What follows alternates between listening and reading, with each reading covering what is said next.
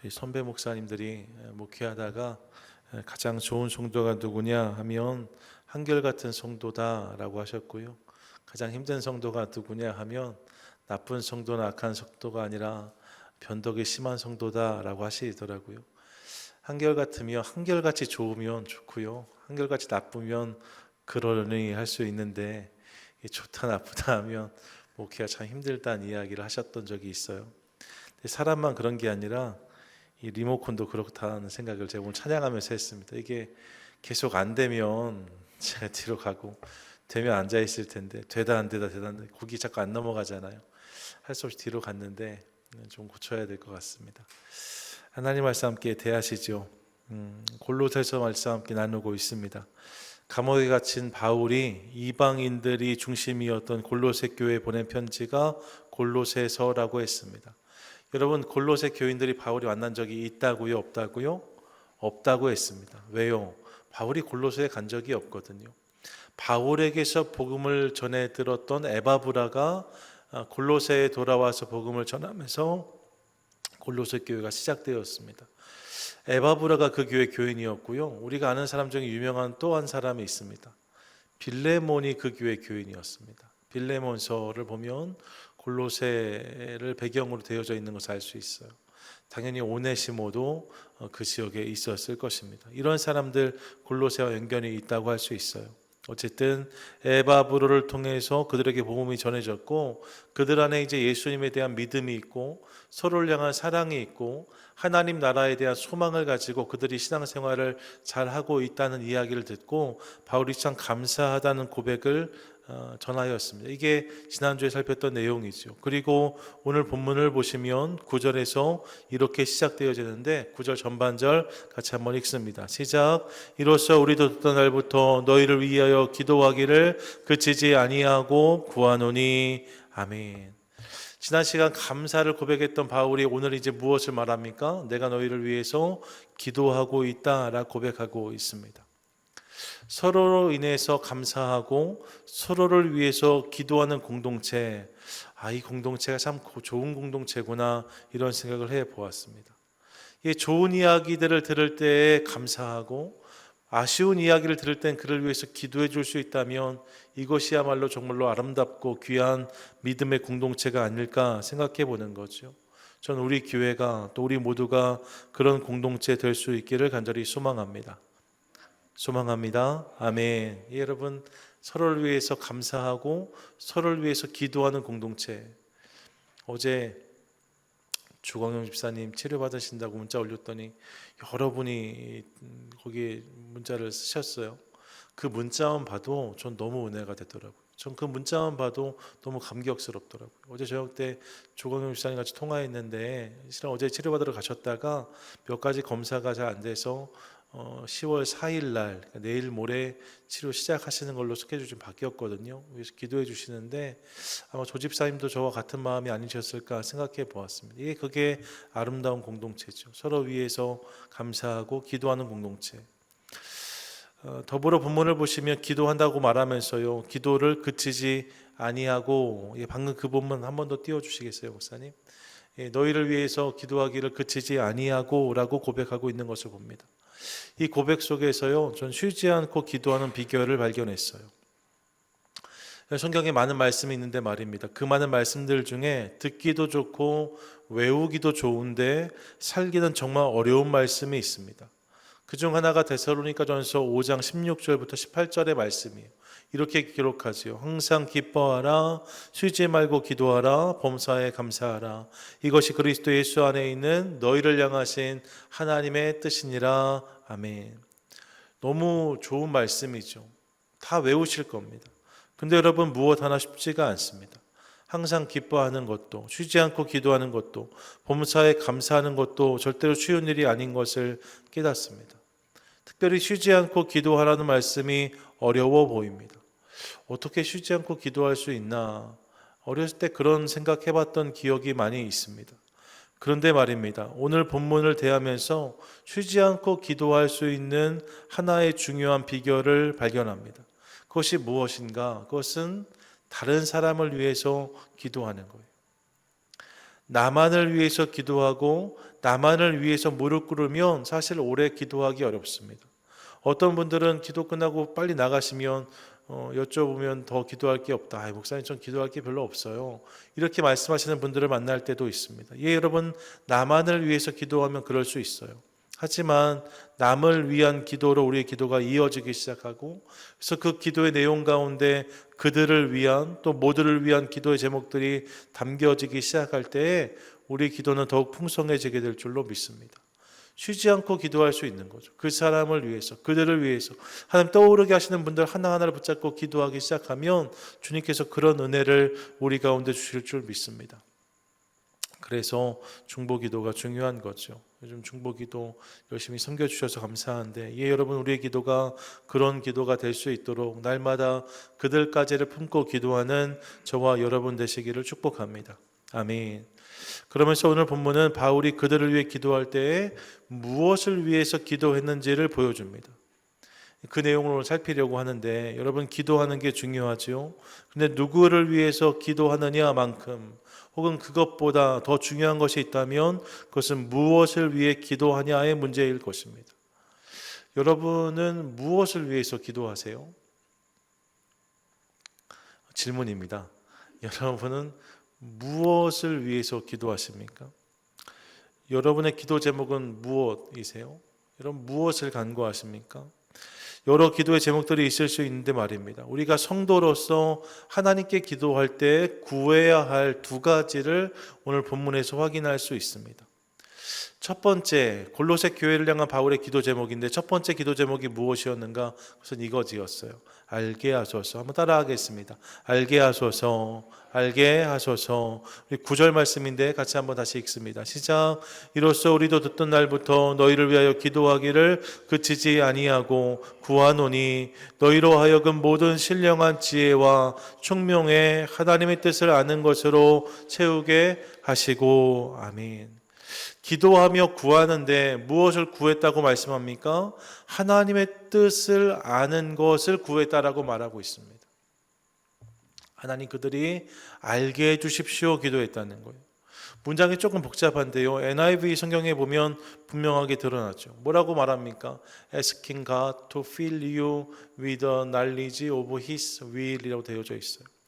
그분의 의지를 아는 지혜로 너희가 충만할 수 있도록, 모든 영적인 지혜와 이해를 통해서 그분의 뜻에 대한 지식이 내 안에 충만히 채워지도록 하나님께 간구한다라고 말하고 있습니다. 뭐가 핵심이에요? 하나님의 뜻을 아는 게 핵심인 거예요.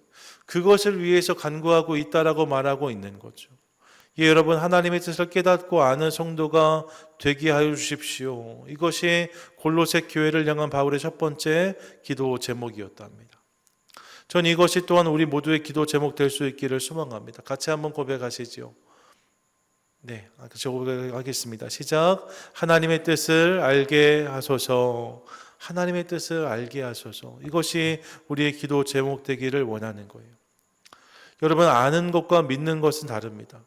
안다고 다 믿는 것이 아니기 때문에 얼마나 아느냐 보다 얼마나 믿느냐가 중요하다고 흔히 말하고, 저도 그렇게 전해왔습니다. 맞죠, 여러분? 믿는 게 중요합니다. 그런데 말입니다, 그렇다고 아무것도 아는 것이 아무것도 아닌가? 그렇진 않아요. 생각해보면 믿음도 그 대상에 대한 지식이 필요합니다. 무조건 믿어 할 수 없는 거죠. 무조건 믿어 할 때 도대체 뭘 믿는 건지 모를 수 있어요. 내가 뭘 믿는지를 아는 게 중요한 거죠. 여러분, 우리가 무엇을 믿는가가 보다 명확해져야 될 줄로 믿습니다. 하나님이 어떤 분이신지를 알아야 되고요, 그분의 성품이 어떤 것인지, 그분이 어떤 것을 좋아하시고 어떤 일을 행하시는지를 알아가기 시작할 때에 우리의 믿음은 더 풍성해질 수 있어요. 여러분, 기억하십시오. 아는 만큼 믿을 수 있고 아는 만큼 누릴 수 있습니다. 내가 아는 만큼 그분을 믿을 수 있고요, 믿는 만큼 그분을 누릴 수 있어요. 그러니까 많이 안다고 많이 믿는 것은 아니지만, 내가 아는 것이 풍성해지면 풍성해질수록 우리 믿음의 분량, 지경은 넓어질 수 있습니다. 이 사실을 기억하며 하나님 아는 일에 열심을 내는 우리 모두가 될 수 있기를 축복합니다. 마태복음 25장 달란트 종의 비유를 기억해 보세요. 결산의 때에 한 달란트 받은 종이 와서 이렇게 말합니다. 한 달란트 받았던 자가 와서 이르되 주인이여 당신은 굳은 사람이라 심지 않은 데서 거두고 해치지 않은 데서 모으는 줄을 내가 알았으므로 라고 말해요. 이 종이 주인을 그렇게 알았다는 거예요. 주인이 그런 사람인 줄 알았다는 거죠. 그래서 그가 그렇게 행동했다라고 말합니다. 그때 주인이 뭐라고 대답합니까? 26절 보니까 그 주인이 대답하여 이르되 악하고 게으른 종아 나는 심지 않은 데서 거두고 해치지 않은 데서 모으는 줄로 내가 알았느냐라고 말해요. 무슨 말입니까? 잘못 알았다는 거예요. 내가 잘못 알았구나. 내가 지금 아는 것은 잘못된 것이다라고 주인이 말하고 있는 거죠. 결국 잘못 알아서 잘못 반응한 종의 모습을 보고 그래서 이 종은 책망을 받습니다. 여러분, 그러니까 하나님과 그분의 뜻을 아는 것은 정말로 중요합니다. 그래야 더 잘 믿을 수 있고 그래야 더 잘 그분을 알아갈 수 있습니다. 그러니까 여러분, 이를 위해서 함께 기도하는 우리 되도록 하겠습니다. 하나님을 더욱 알기 원합니다. 하나님 당신의 뜻을 알게 하여 주시옵소서. 우리 이렇게 함께 기도하겠습니다. 여러분, 우리 기도 제목들이 많이 있죠. 하나님 건강도 주십시오. 지혜도 주십시오. 물질도 주십시오. 우리 가정도, 우리 사업과 직장도, 우리 교회도 붙잡아 주십시오. 다 중요한 기도 제목들입니다.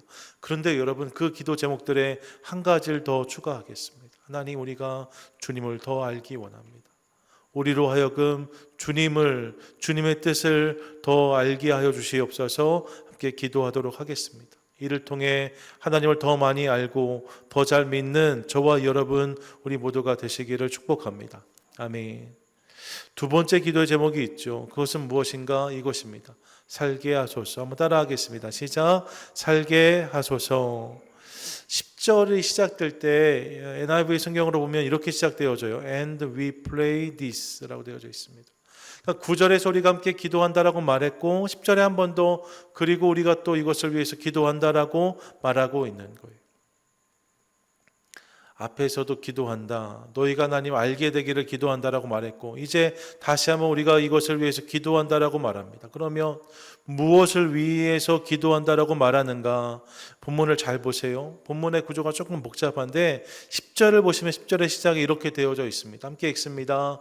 주께 합당하게 행하여 범사에 주를 기쁘시게 하고, 범사에 기쁘시게 하고 되어져 있는데 주어가 생략되어 있는, 목적어가 생략되어 있는 거예요. 범사에 주님을 기쁘시게 하고 라고 되어져 있는 게 맞습니다. 근데 여러분, 이게 10절 11절의 주동사입니다. 이 부분이 중요한 거예요. 이에 나오는 구절은, 이 뒤에 나오는 구절은 다 이것과 연결된 분사들입니다. 그러니까 기도의 제목이 무엇인가? 주께 합당하게, 주님을 믿는 성도답게 범사에 하나님을 기쁘시게 하는 삶을 살게 해 주십시오. 이게 두 번째 기도 제목이었다는 거예요. 하나님을 아는 자답게, 주의 성도답게 범사에 주님을 기쁘시게 하는 그 삶을 저들이 살게 하옵소서. 이게 바울의 두 번째 기도 제목이었다는 거죠. 주님을 기쁘시게 하는 성도가 되게 하여 주시옵소서. 여러분, 기준이 누굽니까? 누구를 기쁘게 하자는 거예요? 하나님, 주님을 말하는 거예요. 주님을 기쁘시게 하는 삶을 살게 하옵소서. 이것이 저의 기도 제목이었다는 거죠. 좋은 성도는 사람을 기쁘게 하는 것 이전에 하나님을 기쁘시게 하는 성도라고 저는 믿습니다. 좋은 교회도 마찬가지죠. 하나님을 기쁘시게 하는 교회가 좋은 교회입니다. 그런 의미에서 사랑하는 여러분, 주님의 뜻을 알았다면 이제 그 뜻 안에서 주님을 기쁘시게 하는 삶을 살게 하소서 기도하는 우리 모두 되기를 원합니다. 같이 한번 고백하시죠. 주님을 기쁘시게 하는 삶을 살게 하소서. 주님을 기쁘시게 하는 삶을 살게 하소서. 주님을 기쁘시게 하는 삶을 살게 하소서. 그럼 구체적으로 무엇을 통해서 주님을 기쁘시게 할 수 있을까? 이어지는 본문이 네 가지를 말해요. 첫 번째, 무엇을 통해서 주님을 기쁘시게 할 수 있는가? 먼저 모든 선한 일에 열매 맺음으로 주를 기쁘시게 할 수 있다라고 말합니다. 10절의 중반절이죠. 모든 선한 일에 열매를 맺게 하시며 라고 말해요. 여러분, 선한 일의 결과를 열매라고 표현하고 있습니다. 열매는요, 과정이 필요합니다. 씨앗을 심고 물을 주고 잘 돌봐야 그 씨앗이 자라서 열매가 되어지는 거죠. 이 선한 일에 대해서도 이런 모습이 성도 가운데 있어야 된다는 거예요. 선한 일을 시도하고 그 일을 계속해서 감당하면서 결과가 이를 때까지 그 일을 계속적으로 감당해 가는 거죠. 그때 그 모습이, 그 삶이 주님을 기쁘시게 할 수 있다라고 말씀하고 있어요. 두 번째, 또 무엇이 주님을 기쁘시게 합니까? 하나님 안에서 자라는 것이 주님을 기쁘시게 한다라고 말합니다. 10절 하반절인데 함께 읽습니다. 하나님을 아는 것에 자라게 하시고. 여러분 기억하세요. 하나님을 기쁘시게 하는 것 중 하나는 그분 안에서 자라는 것입니다. 여러분, 자라는 게 아니에요. 자라는 거예요. 무슨 말씀인지 아셨죠? 예, 지금 주무시려는 분이 계셔서 자라는 게 아니라 자라라는 거예요. 자라라는 거예요. 성도는 주 안에서 계속 자라야 하는 사람들입니다. 신앙은요, 자라지 않으면 줄어듭니다. 가만히 보면 멈추는 건 없는 것 같아요. 신앙은 자라지 않으면 줄어듭니다. 내 신앙이 멈춰 있다? 아니요, 여러분 잘 들여다보세요. 실은 줄어들고 있는 거예요. 그래서 우리는 계속 자라야 됩니다. 자라야 주님 원하신 단계로 나아갈 수 있어요. 언제까지 자라야 되는가? 주님 부르시는 순간까지 자라야 하는 거죠. 이 사실을 기억하며 날마다 자람을 통하여서 그분을 기쁘시게 하는 성도 저와 여러분 되시기를 축복합니다. 아멘. 세 번째, 또 무엇을 통해서 주님을 기쁘시게 할 수 있는가? 주님의 능력으로 모든 것을 감당하는 것을 통해 기쁘시게 할 수 있다라고 말씀합니다. 11절인데요. 상반절 함께 읽습니다. 시작. 그의 영광의 힘을 따라 모든 능력으로 능하게 하시며. 그의 영광의 힘을 따라 모든 능력으로 능하게 하시며. 이 말씀을 딱 대하는데 떠오른 본문이 있어요. 빌립보서 4장 13절이죠. 뭐라고 말합니까? 내게 능력 주시는 자 안에서 내가 모든 것을 할 수 있다라고 선포하고 있습니다. 같은 의미인 거예요. 하나님의 영광스러운 힘으로 인해 주어지는 능력으로 모든 것을 감당하기 원한다라고 말하는 거죠. 그러면 무엇을 감당하나? 11절 하반절인데 이렇게 말씀합니다. 함께 읽습니다. 기쁨으로 모든 견딤과 오래 참음에 이르게 하시고. 여러분, 성도가 하나님의 능력으로 감당해야 되는 삶 중 하나는 무엇인가? 견디고 참는 삶인 것을 깨닫습니다. 그 일을 하나님의 능력을 잘 감당하게 하소서 기도하고 있는 거예요. 여러분, 견딤과 오래 참음이 우리가 감당해야 되는 중요한 일들 중 하나인 것을 기억하겠습니다. 사실 신앙의 여정은 기다림의 순간을 지날 때가 많습니다. 신앙 그 자체가 어쩌면 기다림이 아닌가 하는 생각도 해보게 됩니다. 아브라함도 기다렸고 야곱도 기다렸고 요셉도 기다렸습니다. 모세도 다윗도 기다렸던 사람들입니다. 신약의 사람들도 메시아를 기다렸던 사람들이었고 또 다시 오실 주님을 기다리면서 그들의 이야기가 마무리되는 것을 봅니다. 항상 기다림의 자리에 우리가 서게 되는 거죠. 그렇기 때문에 여러분, 이 기다림의 자리에서 견디고 참는 것이 중요합니다. 견디고 참는 모습이 있을 때 결국 하나님 역사의 주인공이 될 수 있는 거죠. 결국 그 모습을 통해 주님께서 놀라운 결과를 보게 하시는 거죠. 이를 위해 주님이 우리 가운데 능력을 주신다라고 말씀하세요. 믿으십니까? 아멘. 그러므로 사랑하는 여러분, 주님께서 주신 영광의 힘, 그 능력을 통해서 기꺼이 참고 견디는 자리에서 날마다 나아가는 저와 여러분 되시기를 축복합니다. 아멘. 네 번째로 무엇을 통해 기쁘게 하실 수 있는가? 12절인데 12절 같이 한번 읽습니다. 시작. 우리로 하여금 빛 가운데서 성도의 기업의 부문을 얻기에 합당하게 하신 아버지께 감사하게 하시기를 원하노라. 아멘. 오늘 볼롯에서 본문들이 조금 문장이 난해한데요. 쉽게 말하면 하나님께 감사하게 하시기를, 아버지께 감사하게 하시기를 원하노라. 이게 가장 중요한 거예요. 아버지께 감사하는 것을 통하여서 그분을 기쁘시게 할 수 있다라고 말씀드릴 수 있는 거죠. 본래 우리는 죄의 종이었고 어둠의 자식들이었습니다. 그런데 그런 우리를 빛으로 부르시고 하나님의 백성, 자녀들이 누릴 기업에 우리를 참여시켜 주셨다라고 말씀하는 거예요. 우리는 원래 그 기업을 기대할 수 없는 인생들이었는데 빛 가운데서 성도의 기업의 부분을 얻기에 합당하게 하신, 우리로 하여금 그 기업을 얻게 하신 하나님께 감사하라고 고백하고 있는 거죠. 13절 14절의 고백처럼 하나님이 그 아들을 내어주심으로 우리의 죄를 용서하시고 우리로 하여금 아들의 나라에 들어갈 수 있게 우리를 옮겨주셨다라고 말씀하고 있습니다. 그렇게 이 은혜에 감사해야 된다는 거예요. 구원 받는 것도 물론 중요하지만 여러분, 내가 받은 감격으로 말미암아 감격하고 감사하는 복된 성도가 되시기를 축복합니다. 그 모습이 내 삶 가운데 있는 게 중요한 거예요. 내가 구원 받았습니다도 중요하지만 그래서 주님 너무 감사합니다 고백하는 모습이 있을 때 주님이 그런 우리를 기뻐하신다는 거죠. 정리하면 하나님을 기쁘시게 하는 삶의 모습은 네 가지랍니다. 열매를 맺으며 자라며 감당하고 감사하는 것, 이것이 다 주님을 기쁘시게 하는 삶이라고 바울이 말하고 있는 거예요.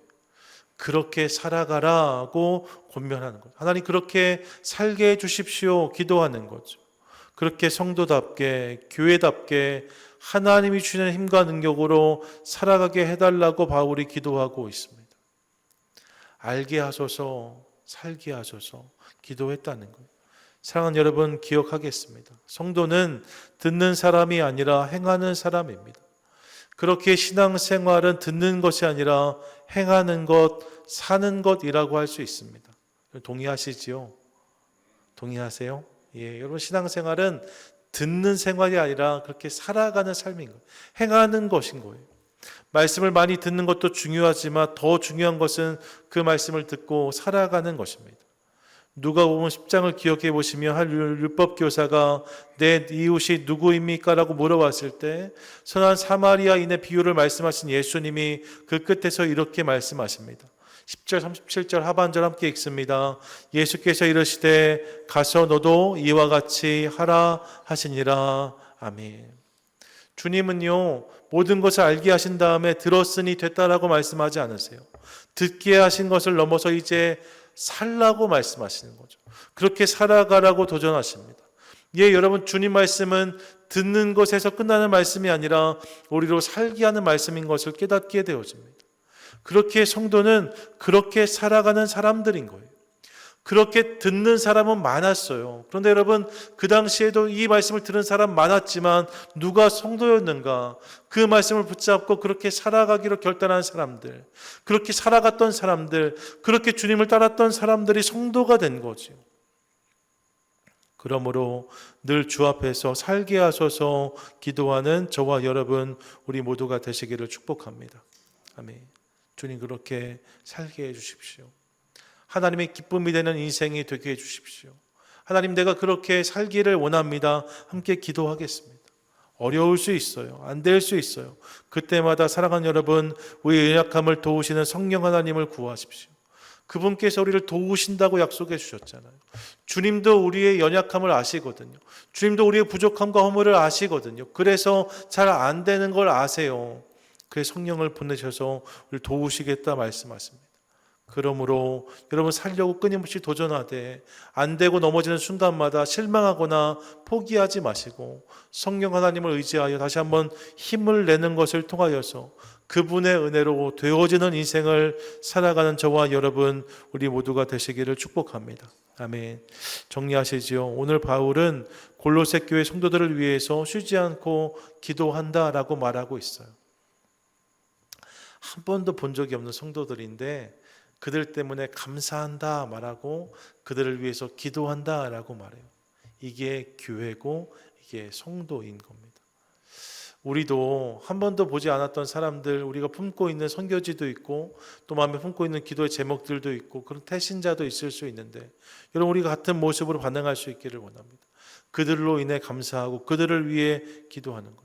그러면서 우리의 심령을 위해서 또 그들을 위해서 기도할 때에 이 두 가지 기도 제목을 함께 붙들도록 하겠습니다. 첫 번째가 뭐예요? 알게 하소서. 두 번째가 뭐예요? 살게 하소서. 다시 한번요. 첫 번째가 뭐예요? 알게 하소서. 두 번째는요, 살게 하소서. 여러분, 기도 제목을 좀 바꾸도록 하겠습니다. 이렇게 말입니다. 주님, 집도 좀 큰 집을 주십시오. 차도 좀 바꿔 주십시오. 직장도 좀, 건강도 좀, 우리 자녀들 배우자도, 우리 자녀들의 직장도, 우리 자녀들의 삶 가운데도 물론 다 중요한 기도의 제목들입니다. 우리 교회 식구들 함께 그 기도들을 올려드릴 때 주님께서 응답하시기를 소망하고 그것을 위해 저도 기도합니다. 그런데 말입니다. 우리의 기도가 거기에서만 머무는 것이 아니라 이 두 가지로 나아갈 수 있기를 원해요. 주님, 우리 자녀들이, 우리가 하는 모든 이들이 하나님을 더 알기 원합니다. 저들로 하여금 주님을 알게 해 주십시오. 함께 기도하겠습니다. 나아가 주님, 우리가 또 그들이 주님을 위해 살게 해 주십시오. 함께 기도하겠습니다. 주님의 기쁨이 되게 해 주시옵소서. 주님 원하신 그 삶을 살게 해 주시옵소서. 함께 기도하겠습니다. 그때 우리의 기도가 닿는 곳들 가운데 아버지의 풍성한 역사가 드러나게 될 줄로 믿습니다. 바라기는 우리도 그렇게 우리 자신을 위해 또 우리에게 허락하신 공동체와 모든 이들을 위해 기도하는 것을 통하여서 이를 통해 주님이 기쁨이 되어지는 아름다운 공동체와 성도로